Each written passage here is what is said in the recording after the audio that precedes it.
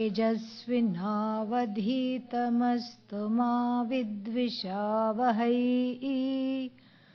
ॐ शान्तिः शान्तिः शान्तिः। आप्यायन्तु ममाङ्गानि वाक्प्राणश्चक्षुश्रोत्रम्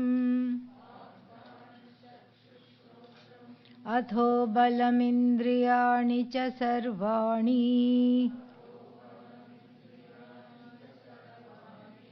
सर्वं ब्रह्मोपनिषदम् माहं ब्रह्म निराकुर्याम्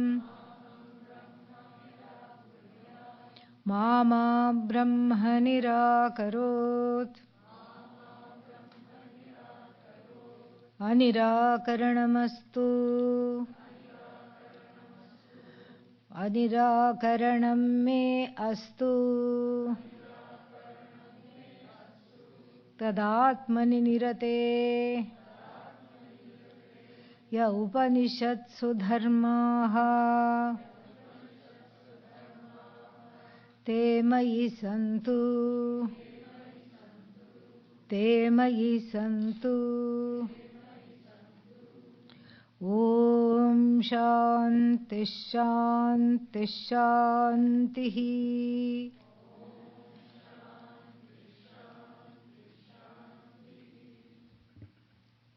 For your own safety and the safety of others, please go wear a mask if you don't have one. This has been made a policy since we've had some cases.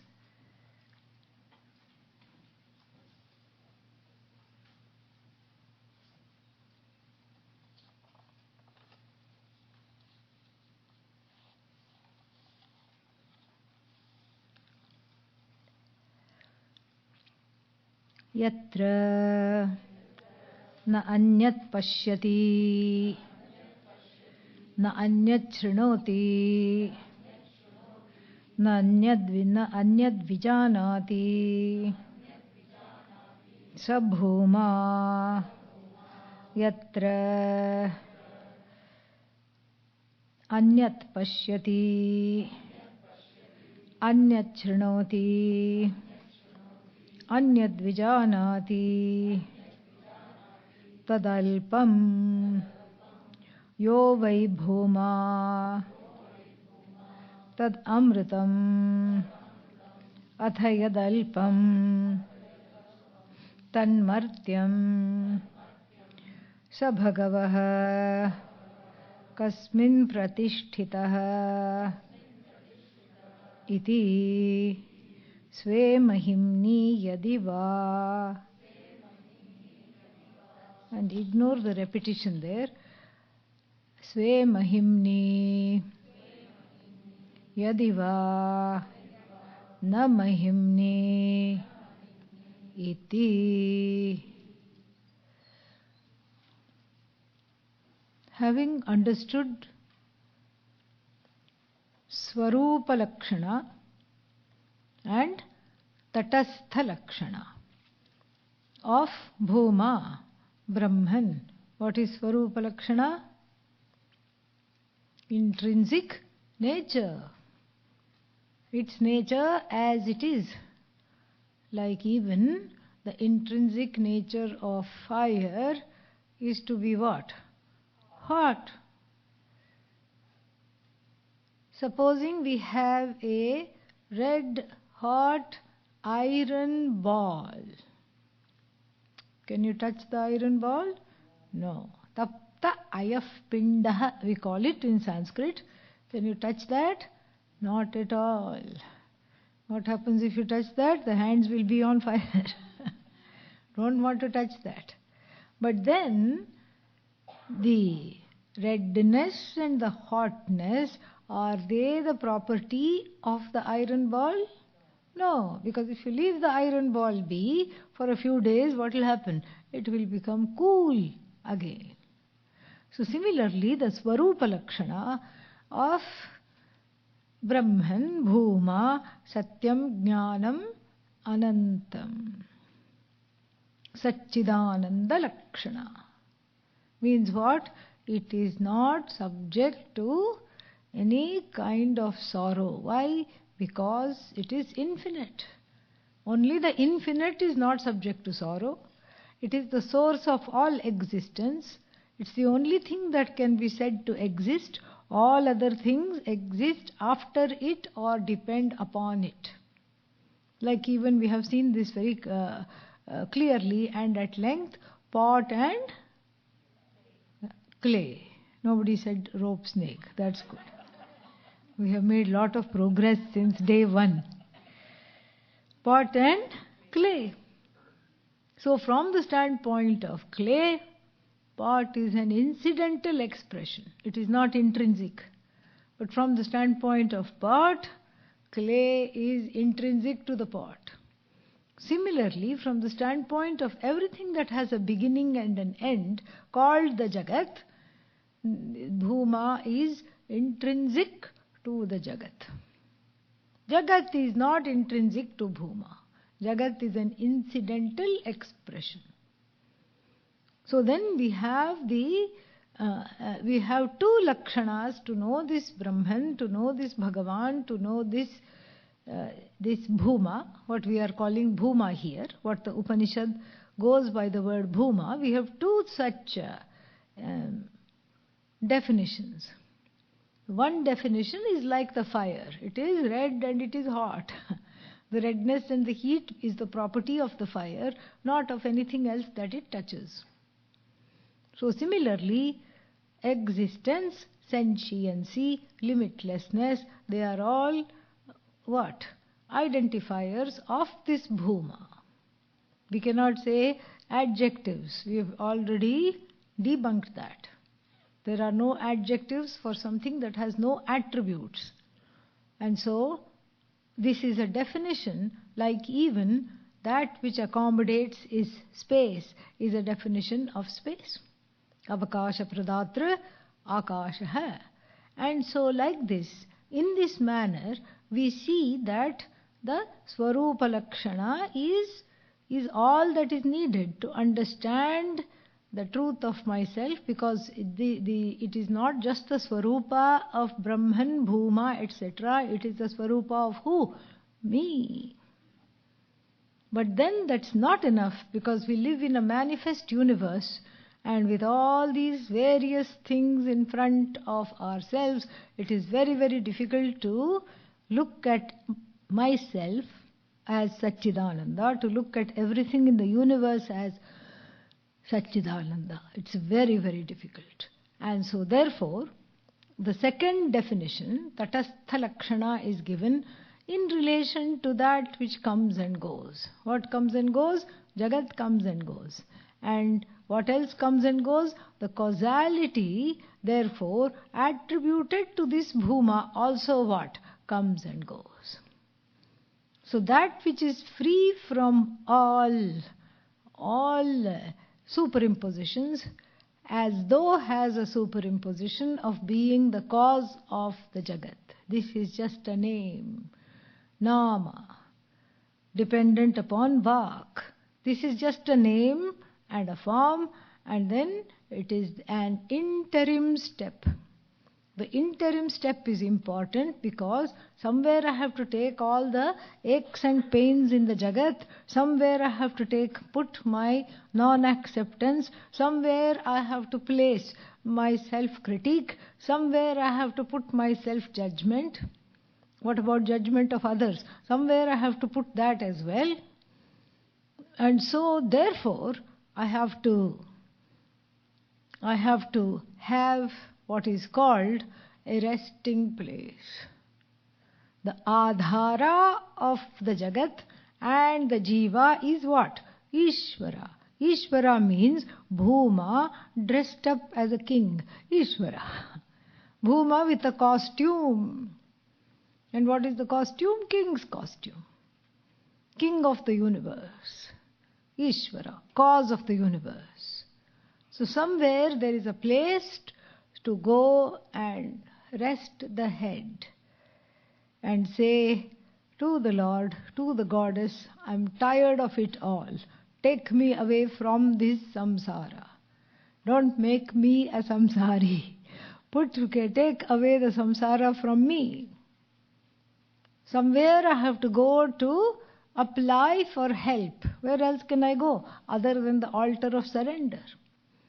Because the altar of surrender is responsible for this whole universe, responsible even for my karma, and so that is the place to go, and this is what I have to see.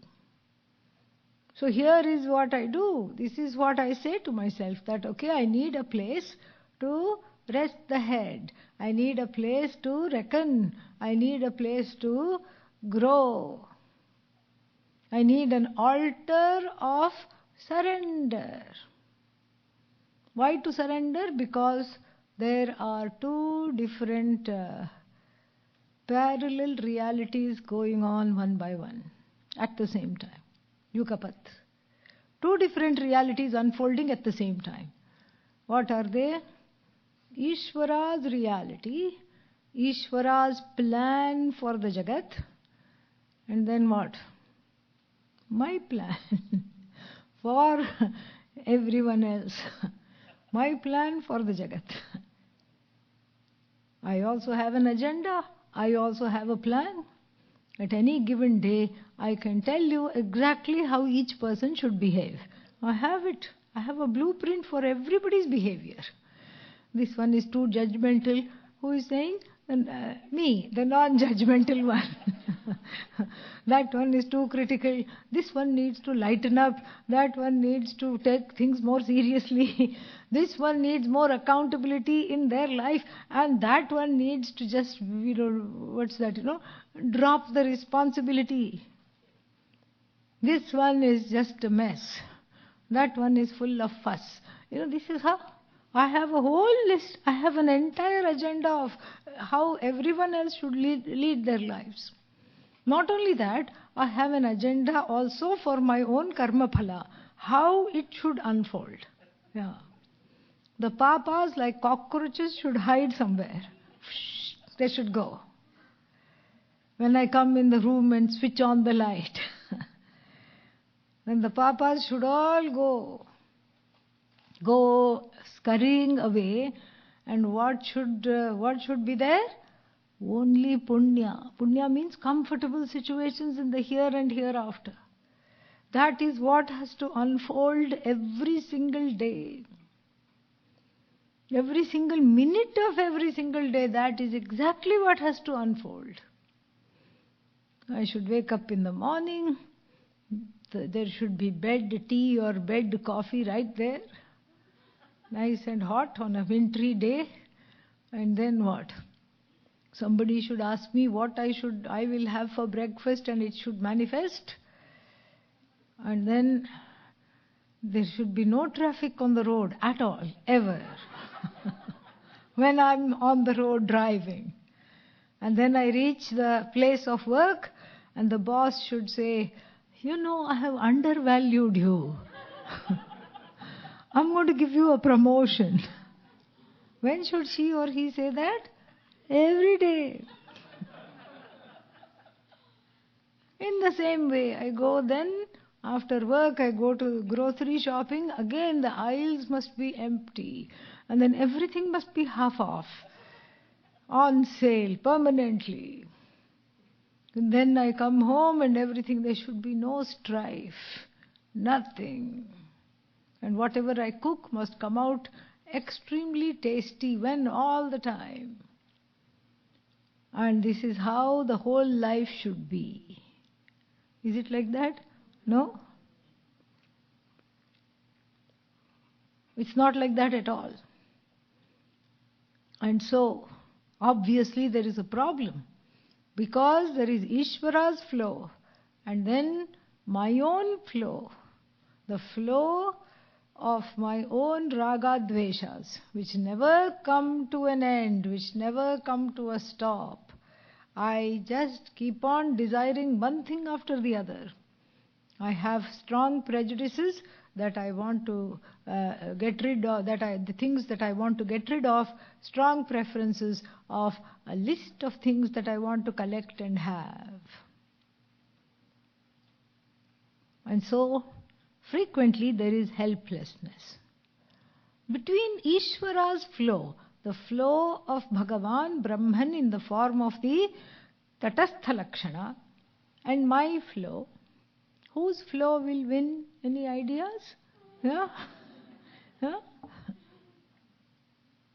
Naturally, the collective will overpower the individual will.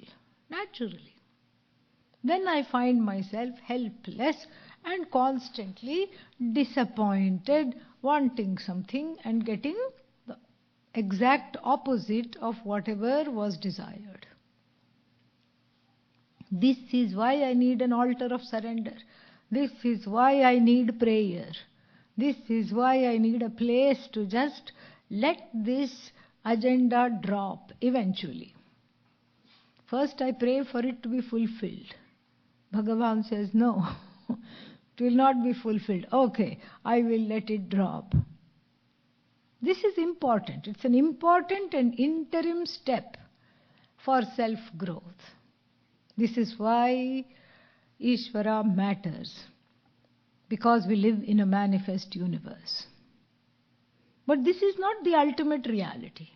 If we think this is the ultimate reality, there will be what? Two. One full of power and me. Who is me? Powerless. One full of Shakti, the one has no Shakti. The one who is omniscient and the other one struggling to spell the word omniscient. Always I before E, except after C. This is the one. Totally opposite.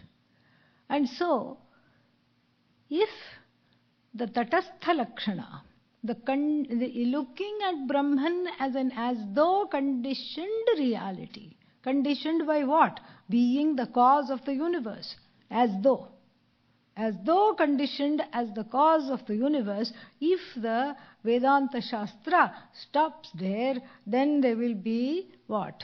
Duality. That's why there will be desire to merge into Ishvara. I want to be one with Ishvara. Says who? The one that was never separate from Ishvara. This is what has to be known.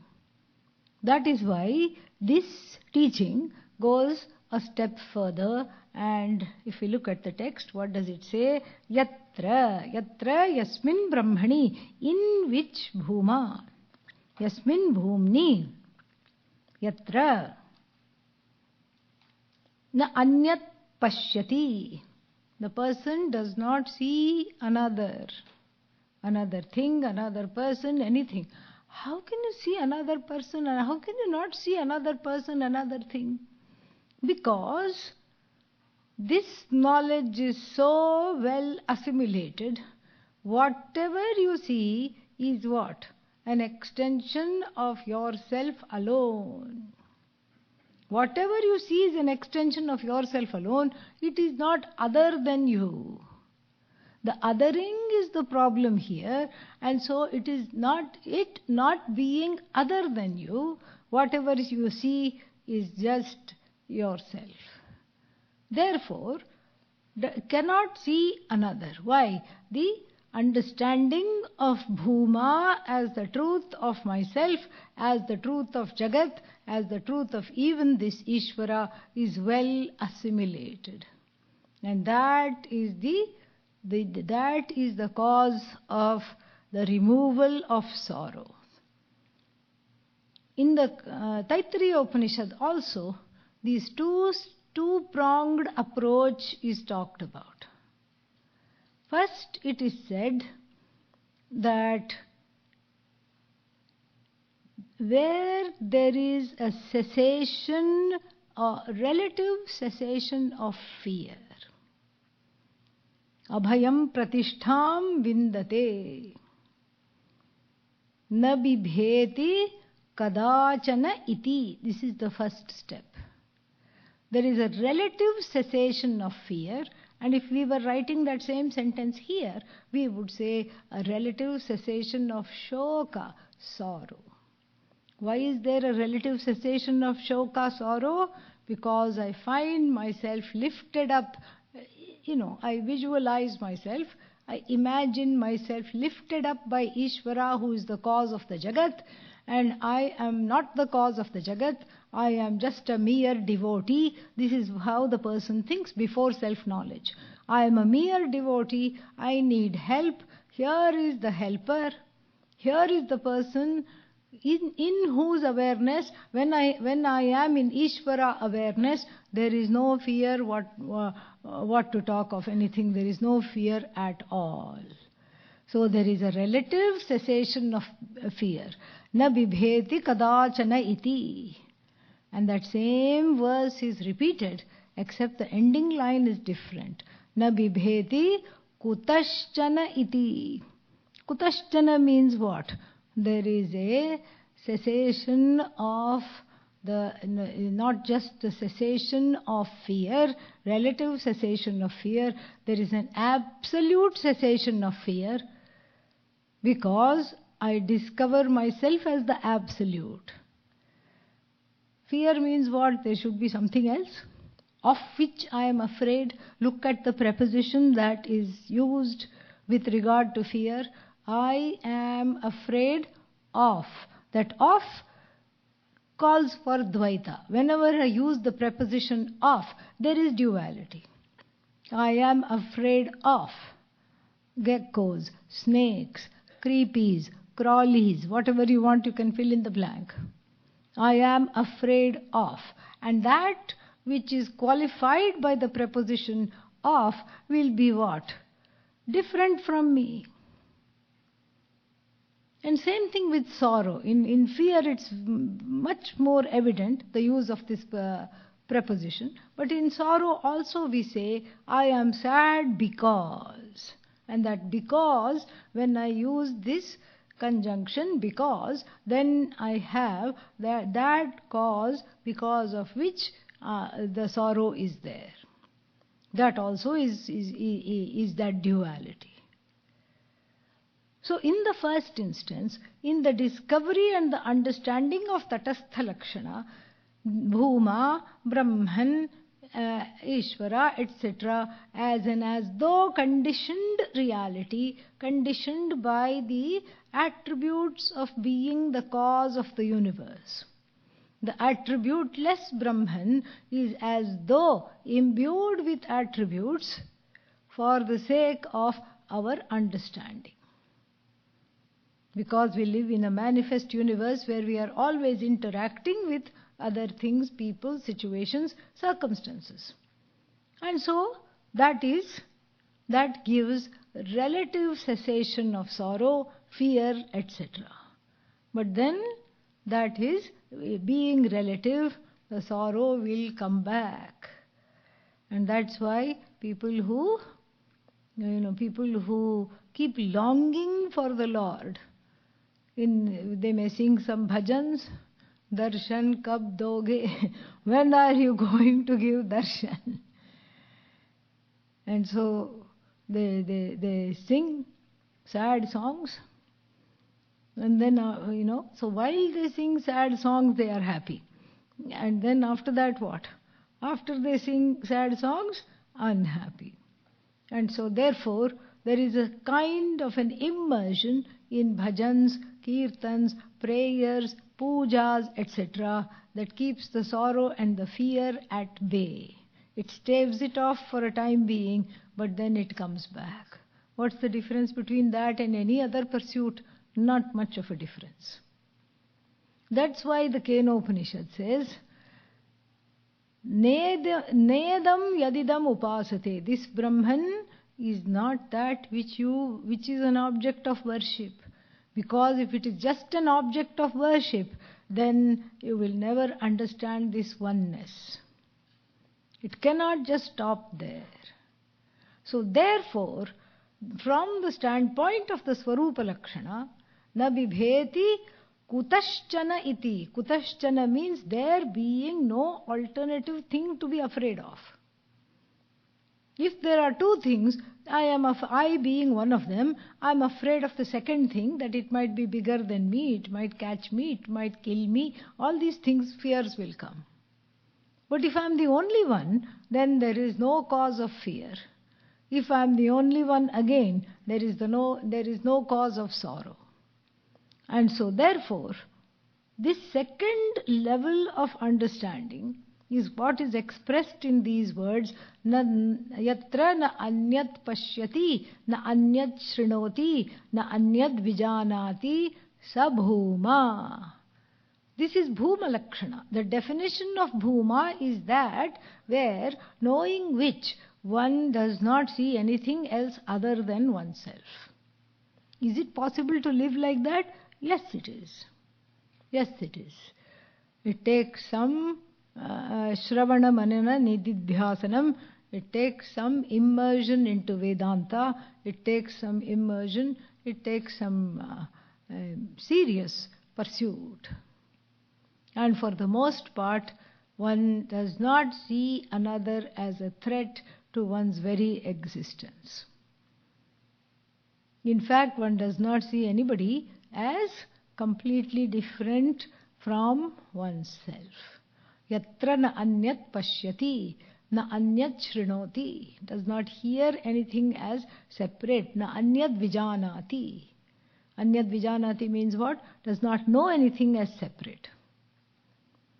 In any cognition, these are three kinds of cognitions.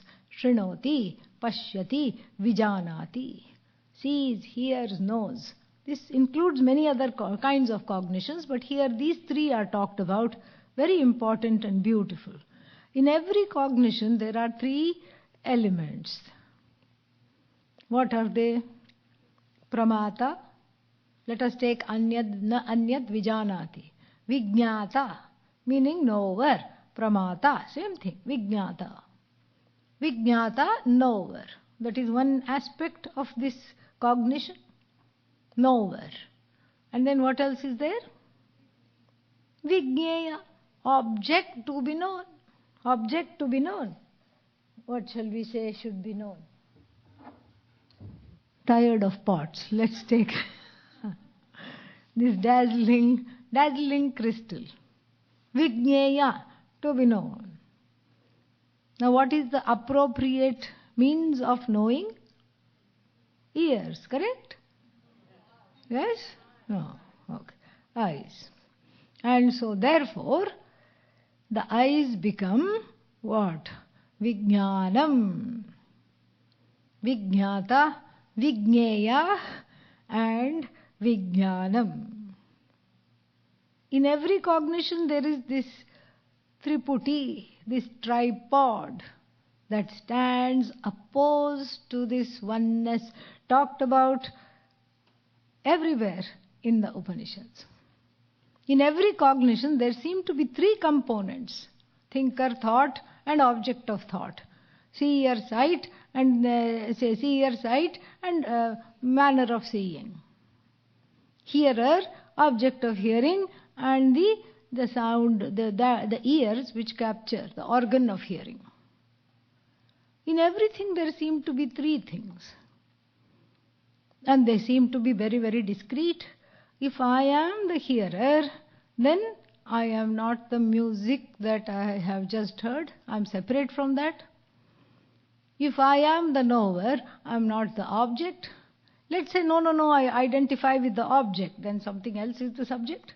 If I am I am identifying with the object, let's say, something else is the subject. If I am identifying with my eyes or ears, then something else is subject and object.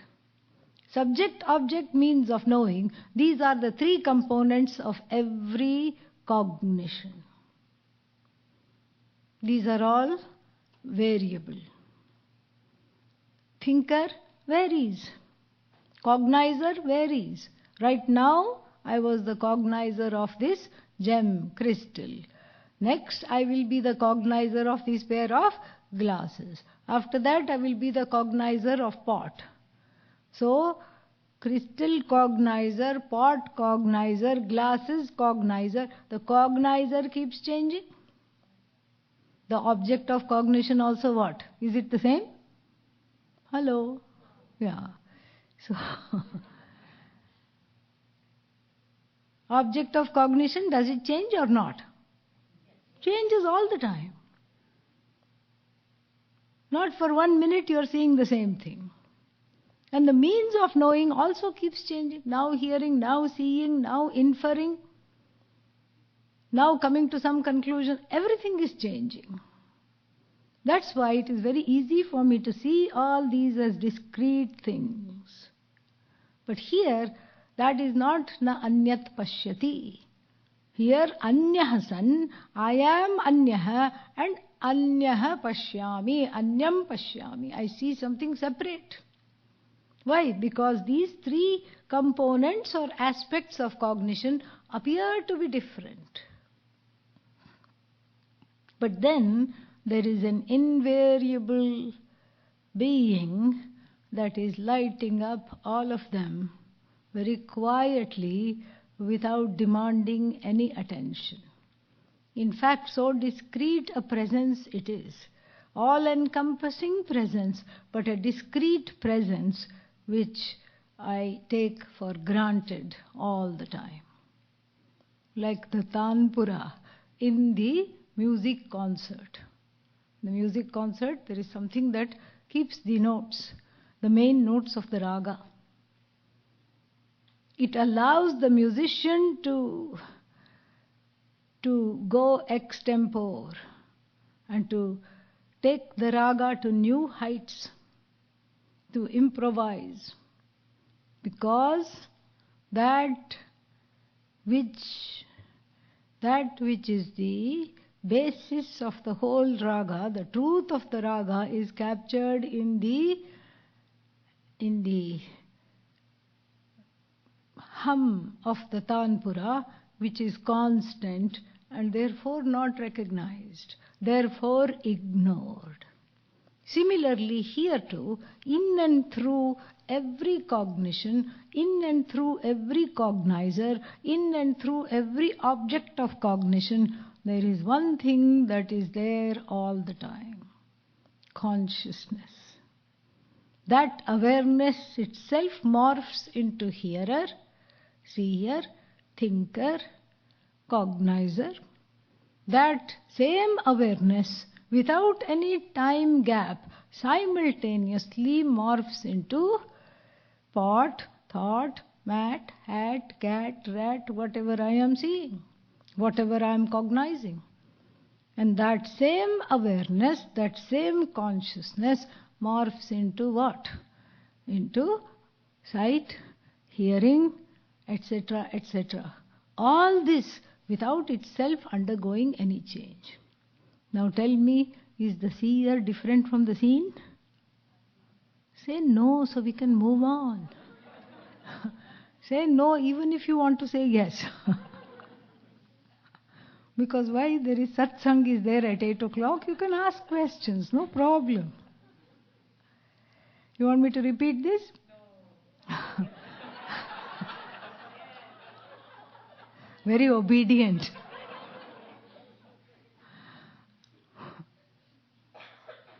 There is an invisible reality like a string that ties, collects and goes through, ties together the various discrete pearls, one which is called the cognizer, one which is called the cognized, and one which is called the process of cognition.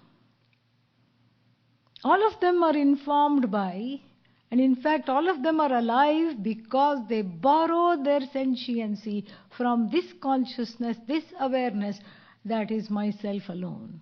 What kind of an awareness? An awareness that is not conditioned by being hearer, not conditioned by being the object of hearing, and not conditioned by being the mode of hearing. And so what am I experiencing in every cognition? I am experiencing that same consciousness as though conditioned by the status of knower, as though conditioned by the status of object, as though conditioned by the status of that which brings or bridges the subject-object together, which is what? The means of knowing. All of them are informed by, all of them depend upon, all of them are because of what? Because of which consciousness? That consciousness is free of all of them. All of them are not free of that consciousness. Therefore, na anyat pashyati, nothing other than oneself. Because whatever one is seeing, this is a very drastic, this is a drastic postulate. So if I am seeing this gem, what am I seeing? Myself. If I am seeing something else, somebody else, what am I seeing? Myself. How? Because that consciousness which is morphing into the seer, myself, cognizer, is not separate from that which is cognized. And there is no time gap. It's not like in a play.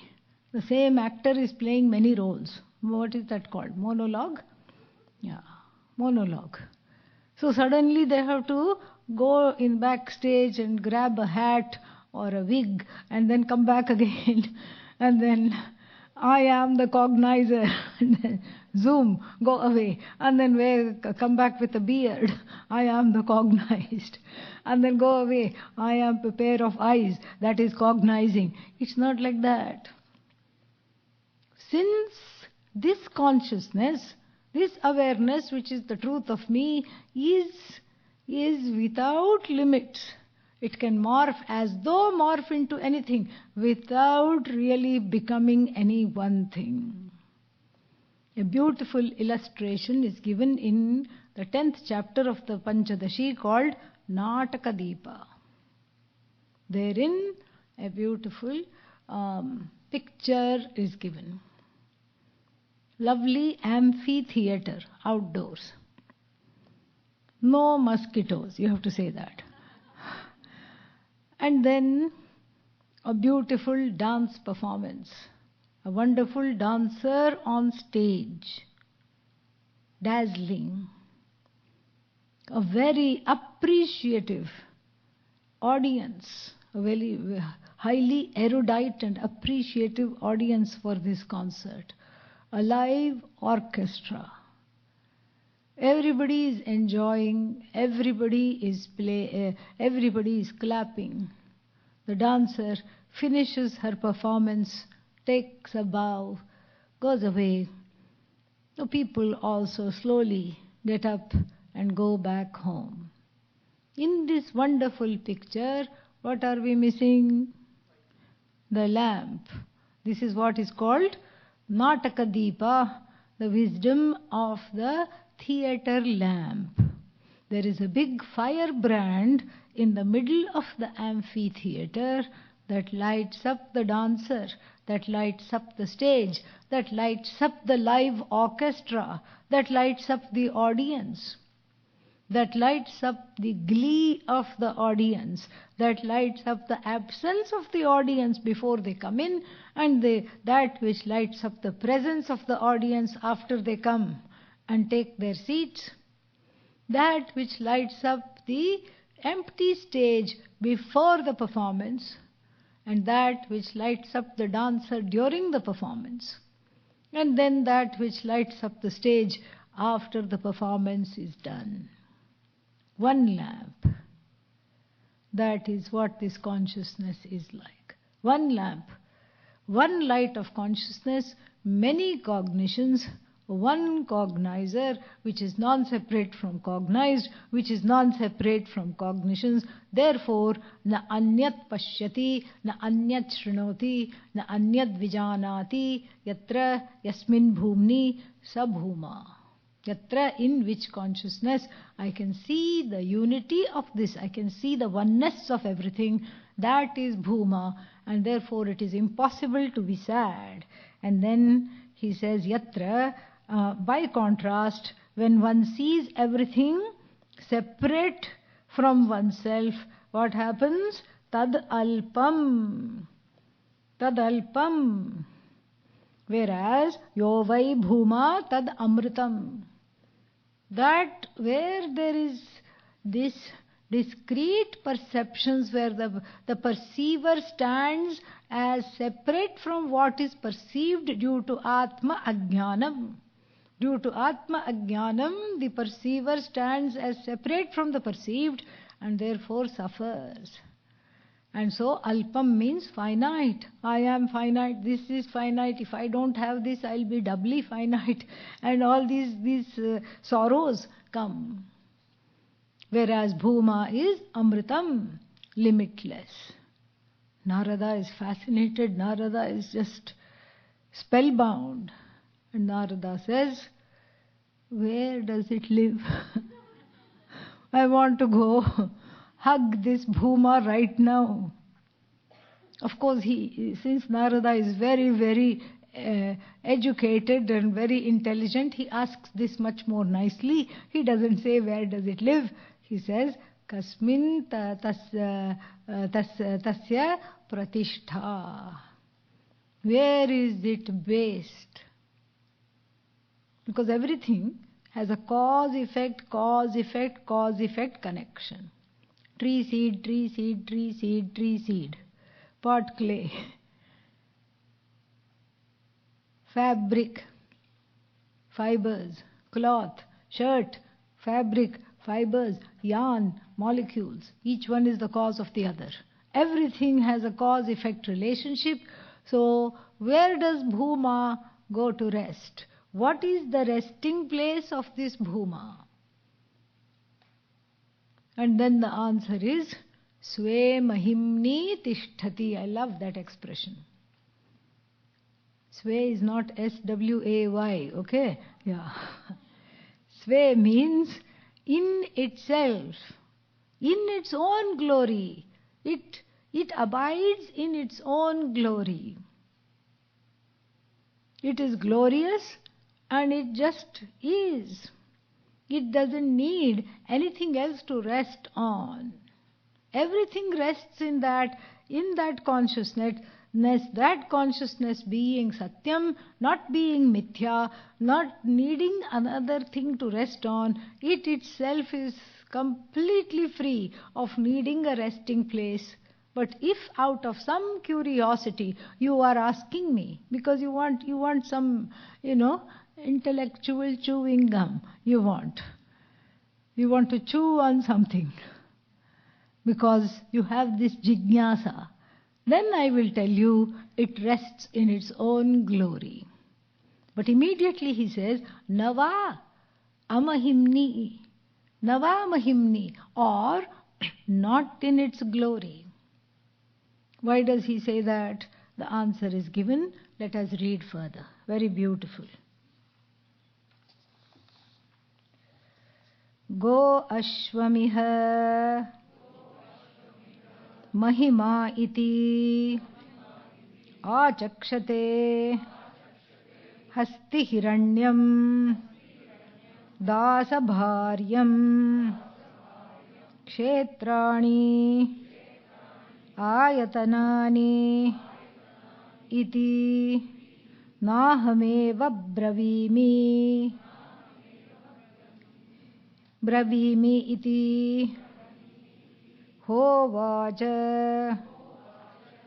anyo hi anyasmin pratishtitah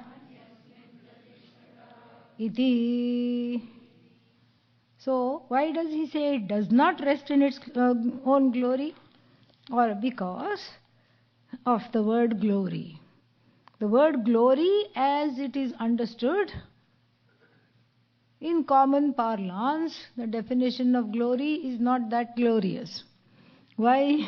Because it's a series of anyonya ashraya, mutual codependency and cause-effect kind of a situation. Such as what? Go ashwam. Gavascha ashvascha go ashwam. Go ashwam means cows, horses are seen as glory in those days. The more the cows somebody had, that means a very rich person, because you needed land. You needed people to wash the cows and take them to pasture, milk them, take care of them. So a rich person would have lots of cows, horses. And then iti mahima iti achakshate. These are all generally considered as a person's glory. Further, hasti, elephants. People owned elephants, kings, etc. And then what? Hiranyam. What is hiranyam? Gold. And then dasa, lot of hired help. And then bharya, wife. And then kshetrani, acres and acres of land. Ayatanani. Ayatanani means all other things, vehicles, houses, and all other accoutrements to a wonderful living. All that is what is called glory. These are the glories.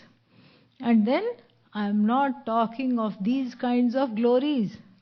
O Narada, Sanat Kumara says, the Guru says, these are not the glories I am talking about. Why?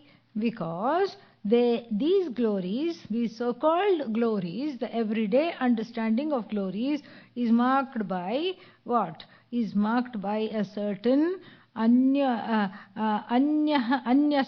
pratishtitah. Each one is dependent on the other. So if you have cows, you have to have bought them, so they are dependent on the money. And then if you have cows, then you are dependent on a lot of hired help to take care of the cows. And then like this, on and on and on and on. Each thing that you have creates a dependency. In order to take care of it, something else you need. And then in order to take care of that, something else one needs.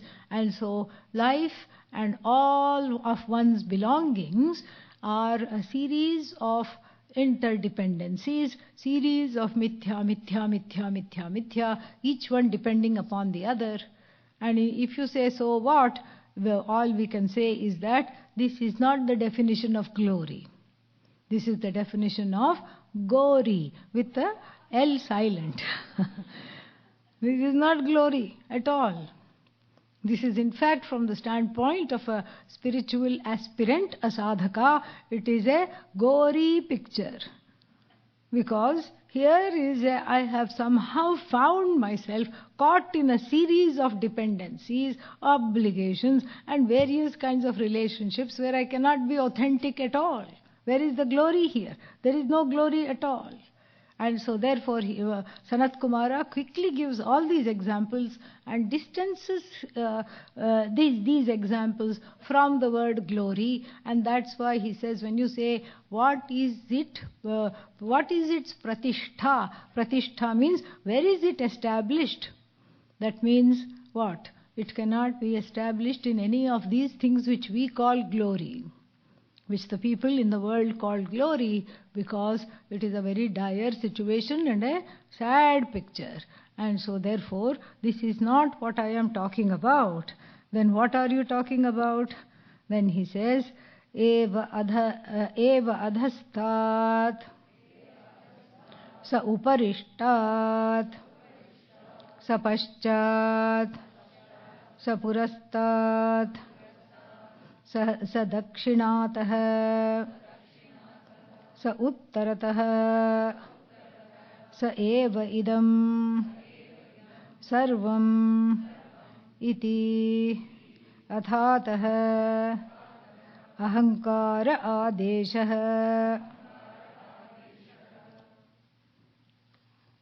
So he says that it cannot have a pratishtha.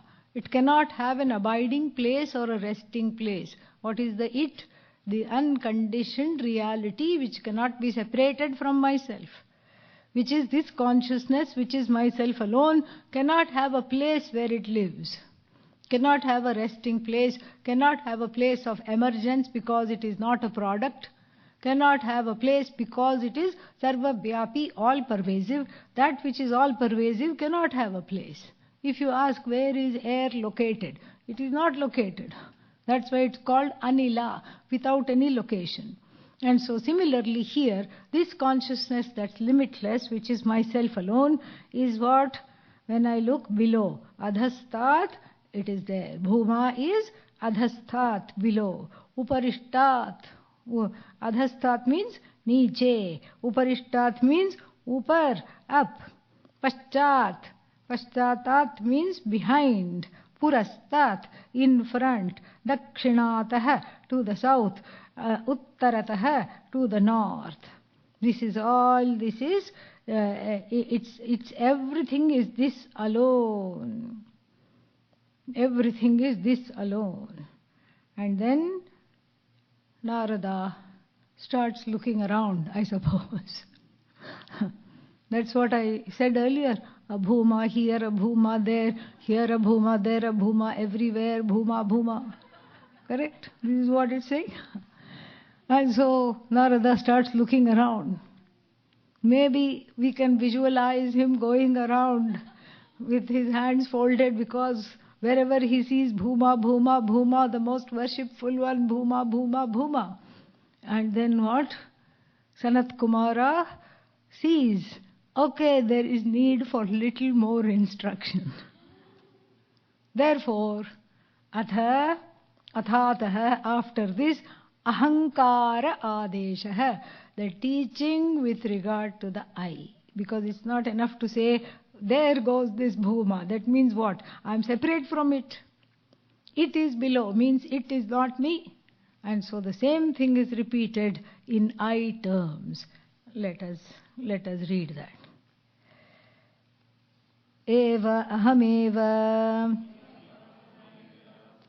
adhastat aham uparishtad aham paschad aham purastad aham dakshinatah aham uttaratah ahameva idam sarvamiti. Even if you don't know Sanskrit, the word aham aham coming everywhere makes one feel, yeah, this is nice. Now I like this bhuma. This bhuma is who I am. It is not below, it is not above.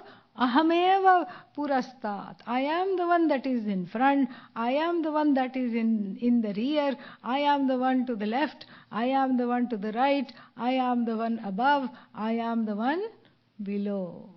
I am everything. I am everywhere. Nothing is separate from me ever.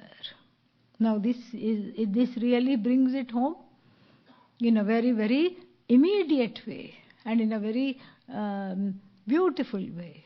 It all comes back to me. How did the teaching begin? Soham bhagavaha shochami. I know all these things, yet I feel incomplete. Yet I feel far away from happiness.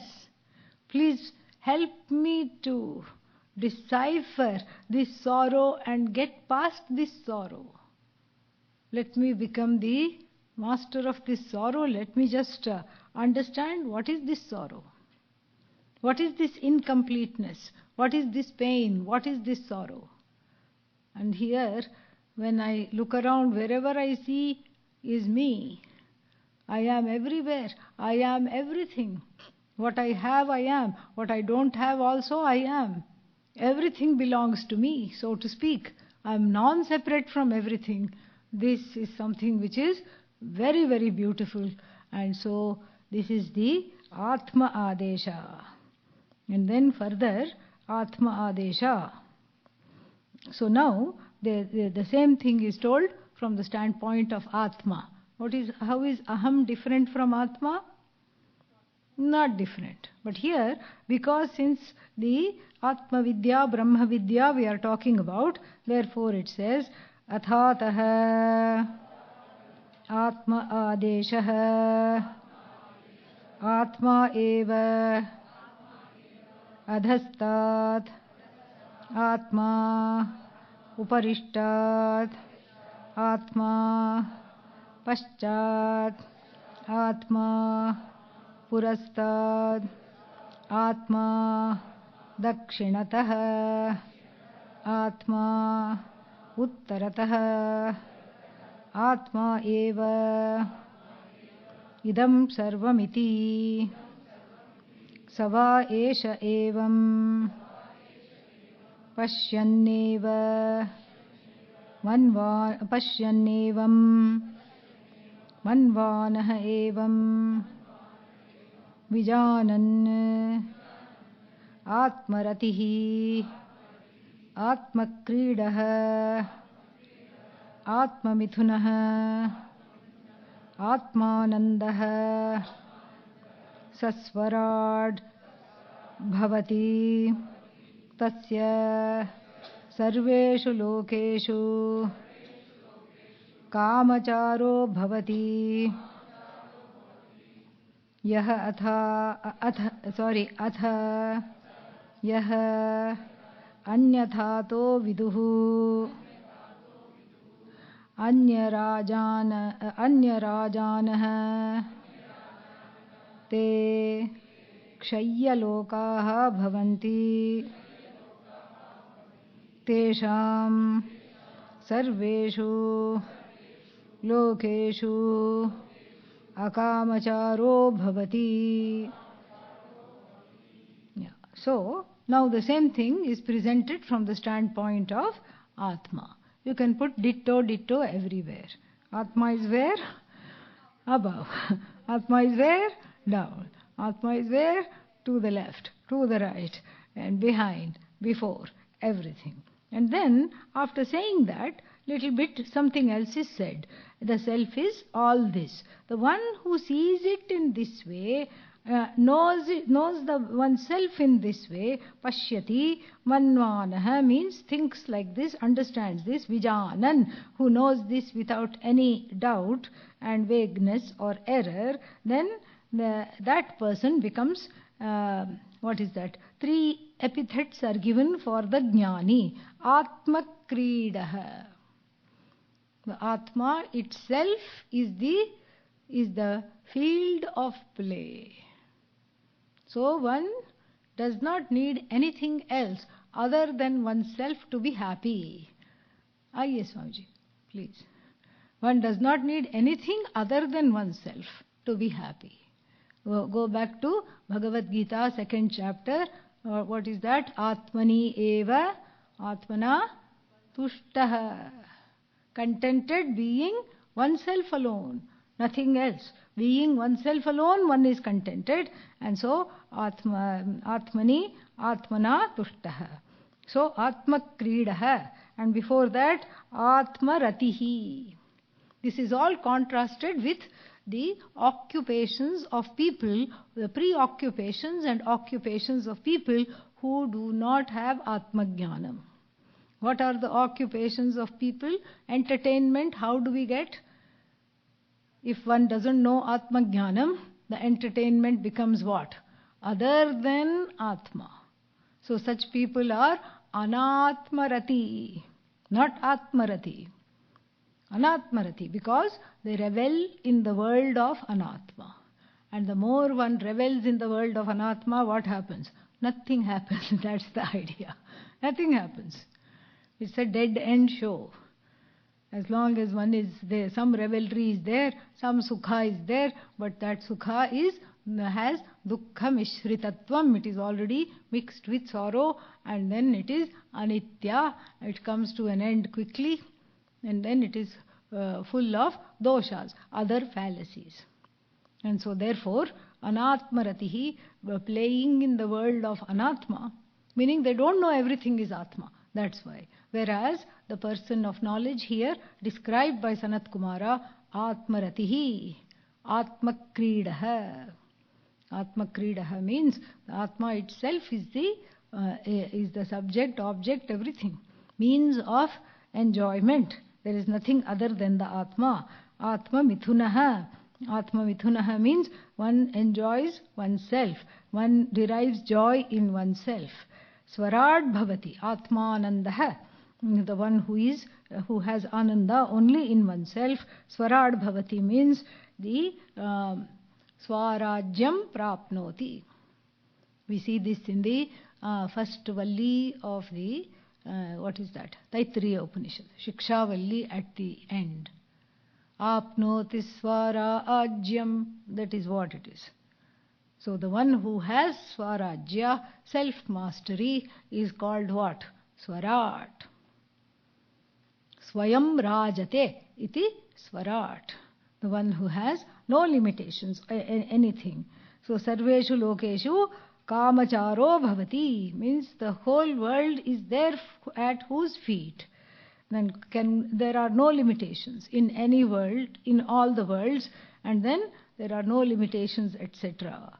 And so, whereas the person who doesn't know this, anyatha viduhu, who knows this, who understands otherwise, are what? Akamacharo bhavati. They are under the spell of other elements, people, etc. Why? Because as long as there are lots of longings, then I am dependent on others to fulfill that longing. We have seen the whole anatomy of the longing, how when there is a longing, there should be an object of longing, subject of longing, and then how the two should come together. Very difficult it is for the subject and object to come together. Lot of things. So there are many sadhanas that have to come together. So there should be outside factors, and then there should be internal factors that cooperate. Plus there should be karma also. Karmic factors are also there. So then as long as one is under the spell of these various factors, one is a dependent upon karma, dependent upon some grace, dependent upon something or the other, dependent upon somebody's kindness to give them something. So one becomes a beggar for little scraps of joy. And so therefore kshayalokaha bhavanti. Kshayalokaha bhavanti means that they are just they themselves become subject to finitude, finite lokas. So they are infinite, they move about in finite lokas. They are in the control of lots of finite things.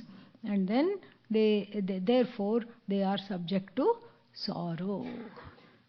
And on this note, there is a couple more verses which I did not include because I knew that we would not be able to finish this fully. But then very beautiful and total analysis of how to overcome sorrow. Very beautiful. And so we come to the end of this particular class and also the retreat. Swamiji is here. We can bring the chair here and we can do that.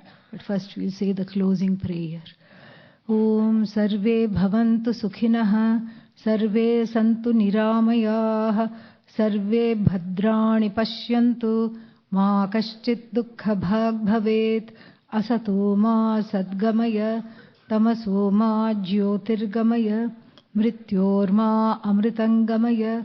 Om Purnamadah Purnamidam Purnat Purnamudachyate Purnasya Purnamadaya Purnamevavashishyate. Om Shanti Shanti Shanti. Harihi Om Shri Gurubhyo Namaha. Harihi Om. Thank you very much.